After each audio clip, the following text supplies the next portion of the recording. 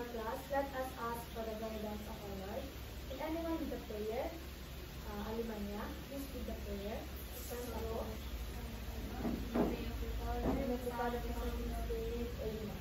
Our Father in heaven, hallowed be your name. Thy kingdom come, thy will be done on earth as it is in heaven. Give us this day our daily bread, and forgive us our sins, as we forgive those who sin against us. And bring us to the test, but deliver us from evil. Amen. Father, and Son, and Holy Spirit. Amen. Good afternoon, class. Good afternoon, ma'am. So, how are you feeling today? Very good, teacher. Feeling well. So, I'm glad to hear that. So, before we continue, please arrange your seats and patutulog po ng mga kasama sa iba. Good, teacher. Class secretary, may absent po ba? Marami po. So, pag-lista po kung sino ang absent today. So, before we continue, I have some important reminders. So, first, please eyes on the board. Second is always listen when someone is speaking. And lastly, raise your hand to speak. Class, did you understand? Yes, teacher. Okay, very good. So, class, before we start our lesson, let's play a quick game which is called Move and Freeze. When the music plays, you will move around the room. You can walk, you can jump, you can hop, or you can stretch. But when the music stops, freeze and stay in your position until I say move again. Kung sino po ang makita mong gumalaw, matatanggal sa game. Naintindihan po ba? Yes, teacher. So, are you ready? Yes. Are you ready? Yes, teacher. So, please stand up.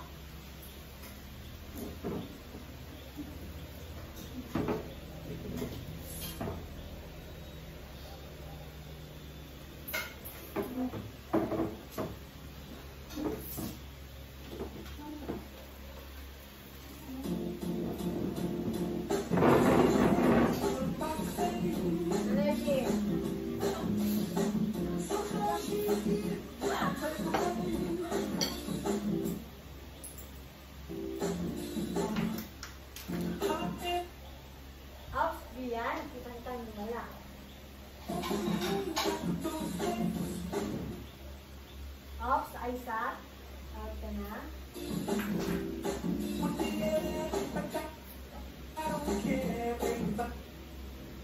Angela.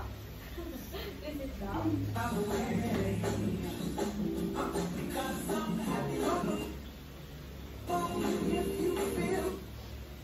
Ops, DJ. This is down. So let's give a very good clap sa winner for Jonas. 1, 2, 3, 1, 2, 3. Very good, very good, very good. So please sit down po.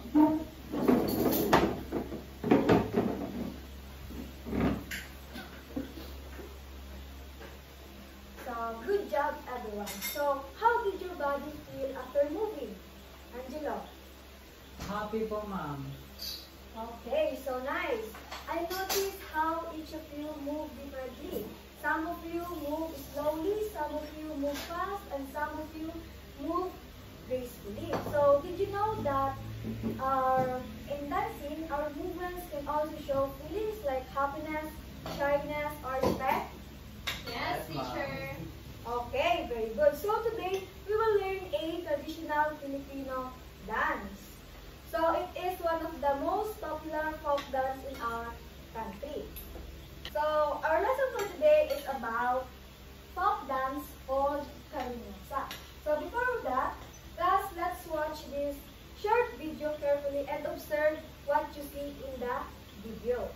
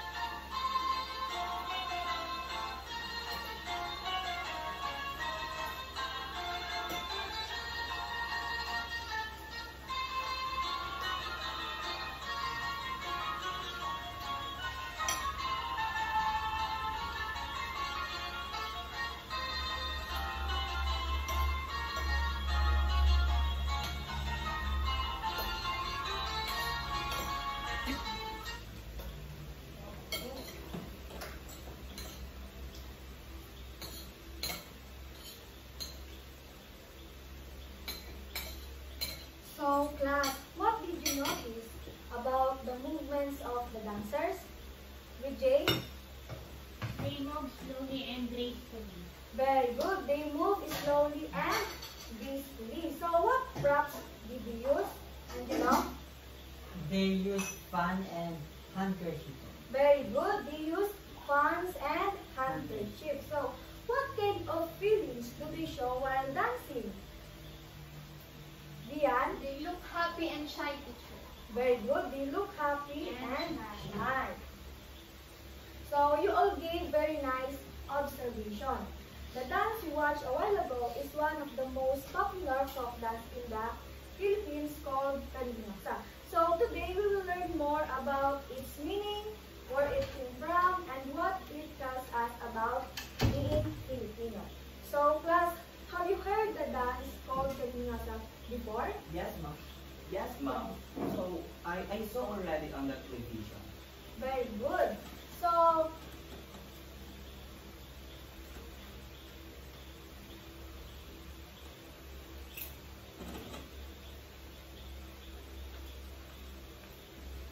the word cariñosa means loving or affectionate. So, ang cariñosa daw po, about siya sa love. So, where do you think it came from? Good, Jay. Maybe it came from Visayas, ma'am. Okay, good observation.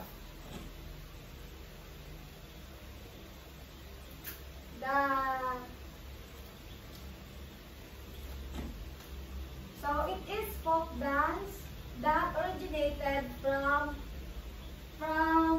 Panay Island in the Visayas. So galing po daw siya sa Panay Island in the Visayas. So why do you think this dance, why do you think Filipinos made this dance? Yes. Jonas. For me, ma'am, to show love and respect. Okay, very good.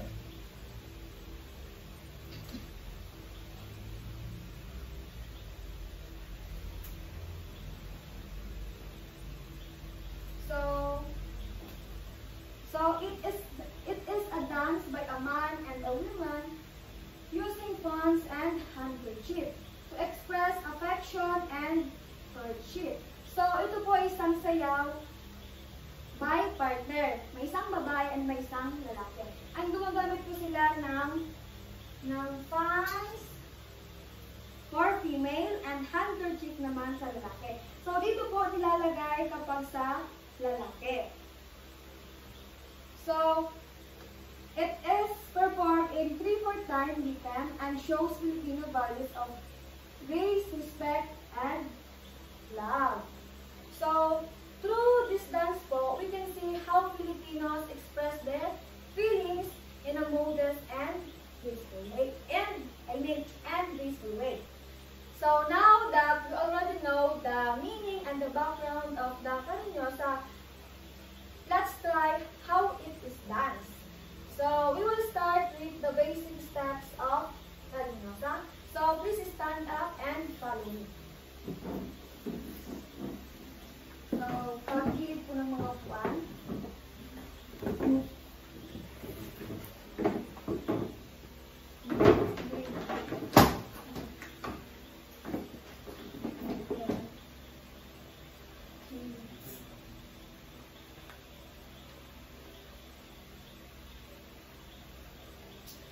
So, the basic steps of Cariñosa, first is waltz step.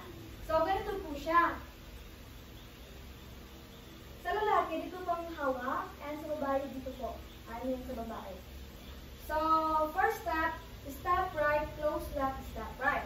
Step right, 1, close left, 2, and step right, 3. So, 2 times po siya gagawin. Step left, close right, step left. So, ganito po siya. 1, 2, 3, go. 1, 2, 3. 1, 2, 3. Nakuha po? Yes, po. Sige nga, kayo nga. Fourth step. 1, 2, 3, go. 1, 2, 3.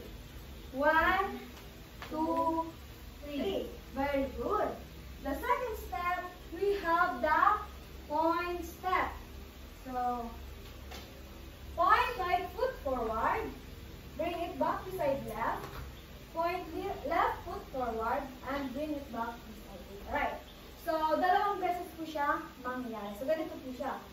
1, 2, 1, 2, 1, 2, 1, 2. Nakuha po ba? Yes po. Sige nga, kayo nga. 1, 2, 3, go. 1, 2, 1, 2, 1, 2, 1, 2. Very good. So the third step is humilitang. Move your hand gracefully and a circular motion. So 1, 2, 3, 1, 2, 3. So ito po siya. 1. So gagamit tayo dito ng fan. 1, 2, 3. 1, 2, 3. Nakuha po? Yes po. Sige nga, kayo nga. 1, 2, 3, go. 1, 2, 3. 1, 2, 3. Very good. So, the first step po, we have, so Jonas, please help me po.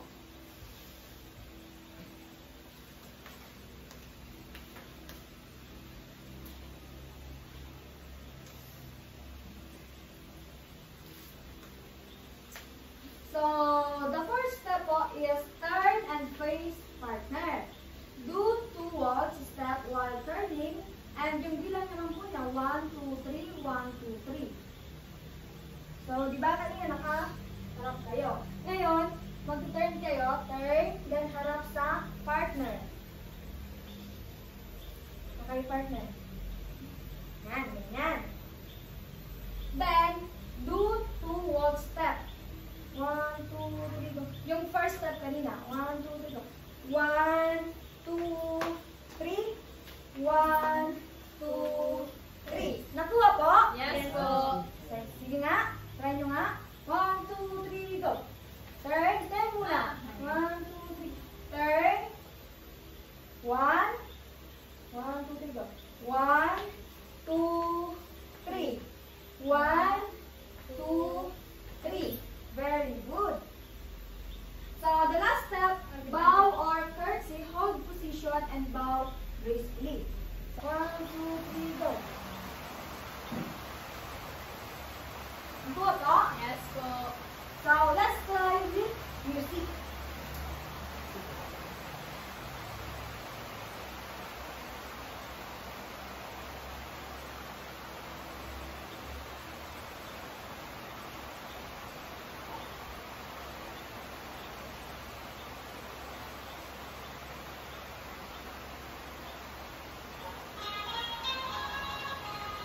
First step. 1, 2, 3. 1, 2, 3. 1, 2, 1, 2, 1, 2, 1, 2.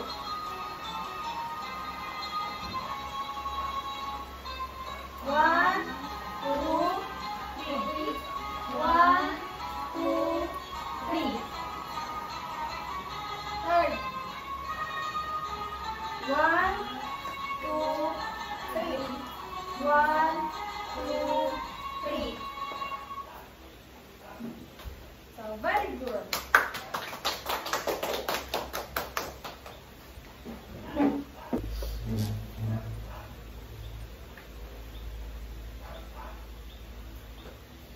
So, lilinawin ko lang po. Yung sa first step po, 2 beses siya mangyayari. Nakuha po? Yes po.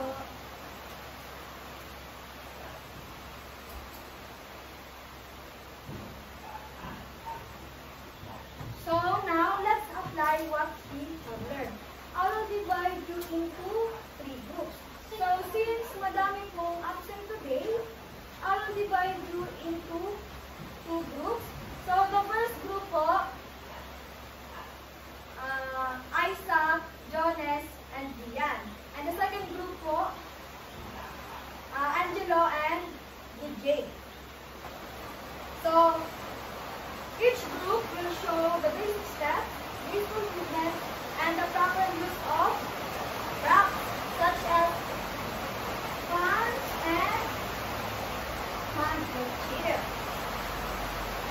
So each group will perform the basic steps of Serenosa in sequence.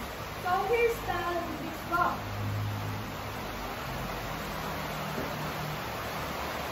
1, TV officer po, tinitan po kung tama yung steps ninyo. Then, sa timing and listen naman po, pinakakasalan yung sa music.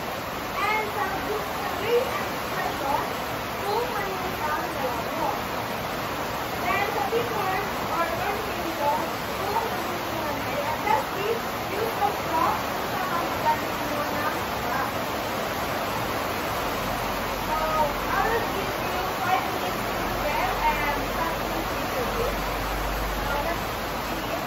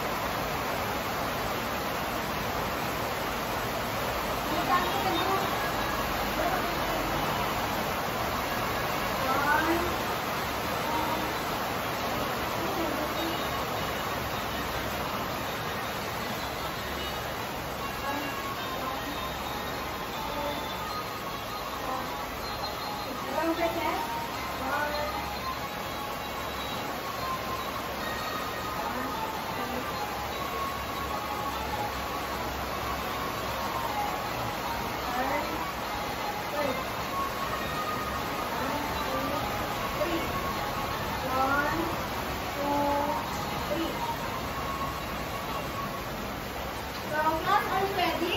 Yes. So, let's start. Group 1 po. First, group 1. Ay, sound continuously.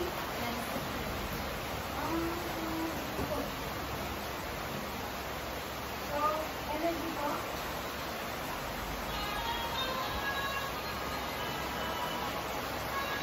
So, 1, 2,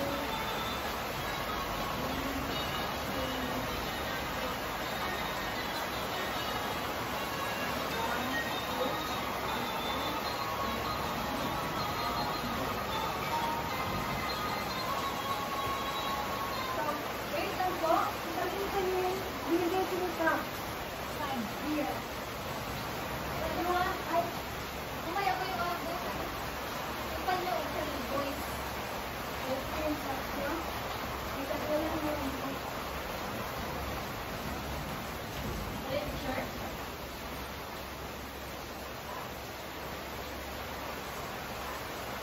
So, group 1, let's start.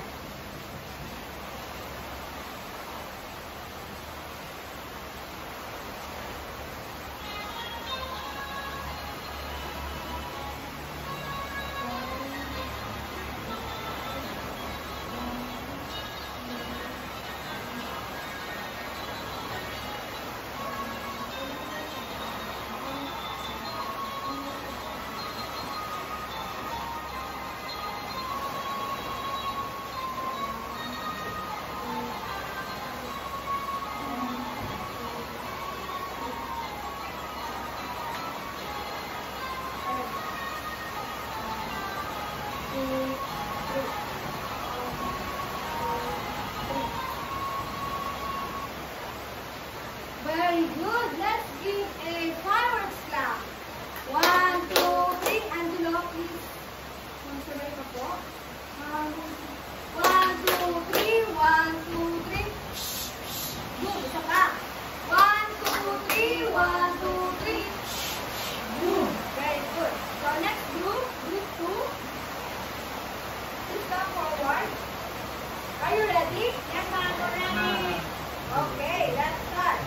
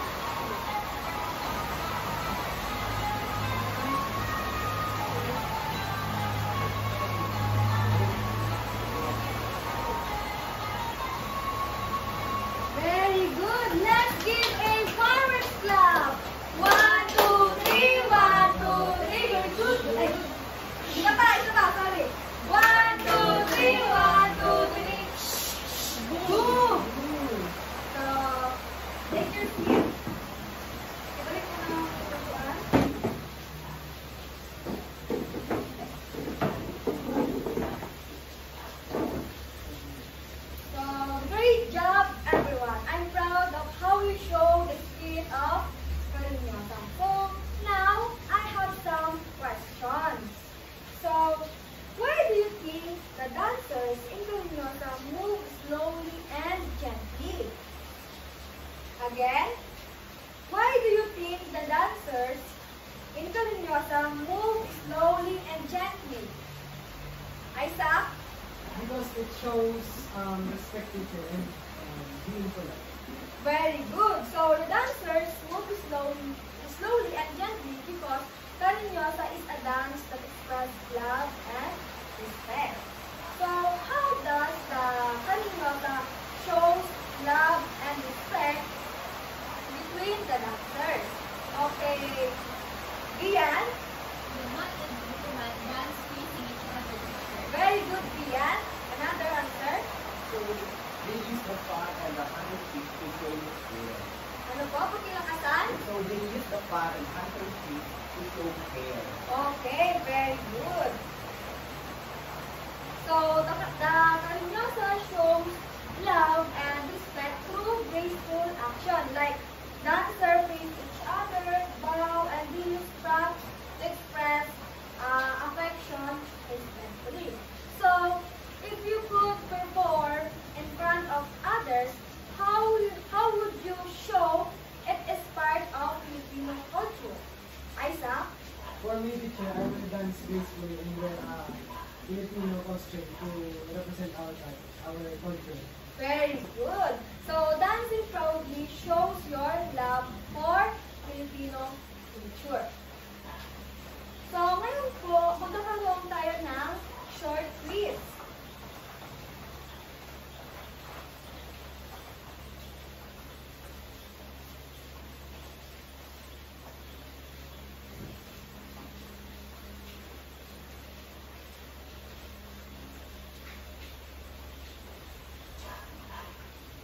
So I will give you 5 minutes.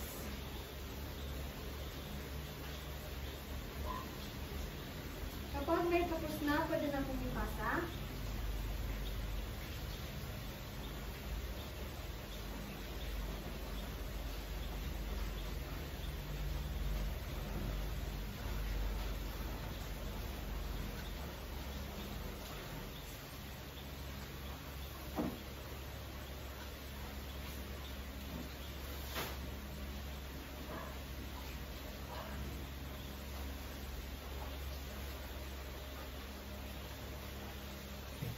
Tapos na po ba? Teacher, done. Yes, teacher. So, pass your paper. Thank you.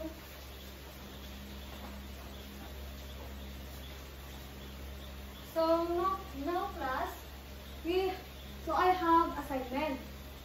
So, reflect on what you have learned about the Cariñosa dance. In 5 sentences, express your feelings and thoughts about its importance to our Filipino culture and heritage.